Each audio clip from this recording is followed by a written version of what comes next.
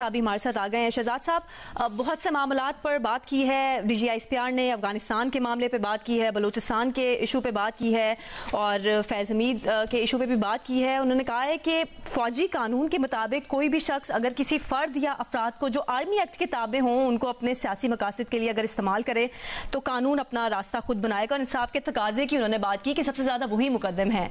कितनी सिग्निफिकेंट बात की है ये? जी बहुत शुक्रिया। जाहिर एक सिग्निफिकेंट प्रेस कॉन्फ्रेंस थी। इसमें जो है दहशतगर्दी के जो वाकयात है, जो मिलिट्री के ऑपरेशंस है, इंटेलिजेंस बेस ऑपरेशन है, उस हवाले से भी तफसील से बात हुई। बलूचिस्तान का जिक्र हुआ, दहशतगर्दी में फौज का एक किरदार है और इसके अलावा सूबाई हुकूमतों का, इंतजामिया का वो अपना एक किरदार है, उस पर भी बात हुई।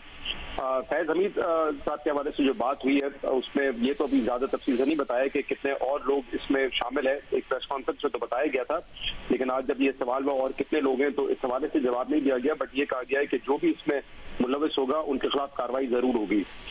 जो हमारे सामने पहले भी प्रेस रिलीज है उसमें भी जिक्र था टॉप सिटी का, वो आज बताया गया कि जाती मफाद के लिए, जाती फायदा पहुंचाने के लिए अगर कोई काम करेगा तो जो खुद एहतसाबी का अमल है तो वो फिर इस्तेमाल होता है और उसमें जो है कार्रवाई होती है शवाहिद को सामने रखते हुए। तो ये अहम बात है। इसके अलावा जब ये बात की गई कि जो सियासी मकासद अगर कोई अपने हैं, किसी के कोई सियासी फायदे के लिए भी अगर कोई काम करेगा तो उस हवाले से भी कार्रवाई होगी और उसमें भी जो है फौज का एहतसाब का अमल बड़ा सख्त है। ये बात भी हमने प्रेस कॉन्फ्रेंस में देखी थी, लेकिन इसमें ये बात भी गौर करने की जरूरत है कि जब ये टॉप सिटी का मामला था जिसमें एक माली फायदा उठाया है जनरल फैज़ हमीद ने, तो वो उस वक्त ISI में DGC के ओहदे पे थे, लेकिन इसके बाद जो है उनको प्रमोट किया गया, वो DGI भी बने, रैंक में भी उनको जो है तरक्की मिली। तो ये भी देखने का ये बात तो ठीक है कि बिल्कुल सही एहतसाब होना चाहिए, लेकिन बेहतर ये होता कि उस वक्त जब ये मामला हो रहे थे तो फौज के अंदर जो एहतसाब का अमल है वो उस वक्त ही शुरू हो जाता है, क्योंकि अगर इतना बड़ा फाइनेंशियल गेन और उस वक्त भी हमारे रिपोर्टर्स एजाज सैयद वगैरह ये बात कर रहे थे तो एक इंक्वायरी खुद से भी शुरू हो सकती थी। ये जितना जल्दी होता उतना शायद बेहतर होता, इदारे के लिए भी, मुल्क के लिए भी। अब जिस किस्म की बातें सामने आ रही है कि उन्होंने सियासत रिटायरमेंट के बाद भी सियासी एक्टिविटीज अपनी जारी रखी, जब वो हाजिर सर्विस थे तब तो हमें पता है कि उनकी क्या एक्टिविटीज थी और उस वक्त ये बातें जो है वो बिल्कुल आम थी, ऐसा नहीं कि कोई ढकी छुपी बातें थी। तो बहुत बेहतर होता कि वो एहतसाब का अमल उसी वक्त शुरू हो जाता, और आइंदा भी अगर कोई ऐसा हो तो एहतसाब का अमल उसी वक्त शुरू हो जाए तो उसके फायदे इदारे के लिए भी होंगे और मुल्क के लिए भी होंगे। अब देखते हैं कि ये कार्रवाई कितनी आगे बढ़ती है, इसमें कौन कौन आता है, क्योंकि जब सियासी जमात के लोग हमारे सामने बैठते हैं, जैसे कि आपने सुना कल हनीफ अब्बासी ने भी कहा है, वो तो ये इशारा दे रहे हैं कि ये जो सारी इंक्वायरी इस वक्त चल रही है उसमें इमरान खान का भी नाम आएगा।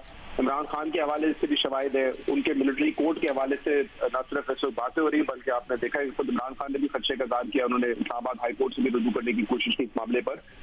तो अब ये अमल कितना लॉन्ग लास्टिंग होगा, कितना लंबा चलेगा, इस पर तो उन्होंने कहा कि वक्त नहीं बता सकते, लेकिन जो भी कानूनी तरीकेकार हैं, अपील का हक उनको मिलेगा, वकील का हक उनको मिलेगा। तो ये प्रोसीडिंग्स कितनी लंबी चलेंगी इस हवाले से तो अभी नहीं कहा जा सकता, बट सियासी लोग जो है ये कह रहे हैं कि इसका मामला जो है इमरान खान तक जाएगा। शहजाद, अफगानिस्तान से मुतालिक जो गुफ्तगू की है DGISPR ने बताया कि जब से अफगानिस्तान में हुकूमत आई है फितनतुल खवारिज और दहशतगर्दों की सहूलतकारी बढ़ चुकी है। यकीन तौर पर यह एक बड़ी तशवीशनाक बात है और पाकिस्तान की जानिब से फिर क्या इकदाम होने चाहिए? देखिए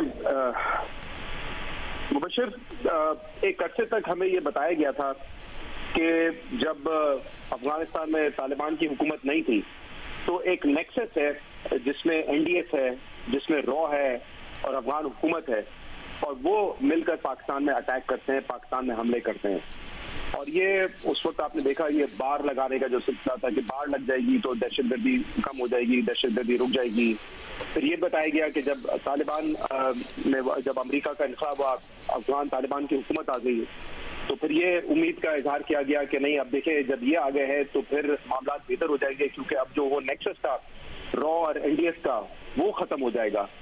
लेकिन आज जो है वो बयानिया मुख्तलिफ है रियासत का। अब रियासत ये कह रही है कि क्योंकि अफगान तालिबान की वहाँ पे हुकूमत आ गई है वो उनको पनाह प्रोवाइड करते हैं TTP को, और TTP जो है बासानी यहाँ पे हमले कर रही होती है। अब आप देखें, अगर आप प्रेस रिलीज उठा के देखें फॉरेन ऑफिस की, हमारी भी और अब जो अफगानिस्तान से आ रही है, एक अरसे तक जब पाकिस्तान से ये कहा जाता था कि पाकिस्तान से जब ये कहा जाता था कि हमले हो रहे हैं तो हम उनको ये कहते थे कि देखें जो अब पाकिस्तान है हमने अपनी साइड को सिक्योर कर लिया है, अफगानिस्तान को चाहिए कि वो अपनी साइड को जो है सिक्योर करे। ये आज हम कहते हैं। उससे पहले मुतालबा ये होता था, हम कहते थे कि पाकिस्तान से ये मुतालबा किया जाता था कि आप अपनी साइड जो सिक्योर करें, तो बिल्कुल ये फ्लिप साइड हो गई है।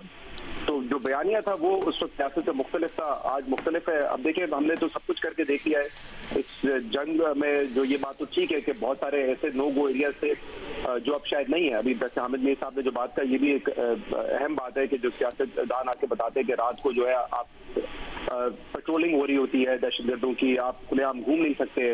और ये ना सिर्फ उन एरियाज की बात नहीं है, ट्राइबल एरियाज की। आपने देखा है कि जो कच्चे के डाकू है वो मामला भी जो है रात को हाईवे पे सफर करना वो बड़ा मुश्किल हो जाता है लोगों के लिए। तो बेहतरी जरूर आई है, इन नो गो एरियाज में कमी जरूर हुई है, लेकिन ऐसा नहीं है कि मुकम्मल तौर पर खत्म हो चुके हैं, क्योंकि लोग अभी भी ये बात बता रहे होते हैं। ठीक है, राशिद वली साहब भी हमारे साथ मौजूद है। राशिद साहब,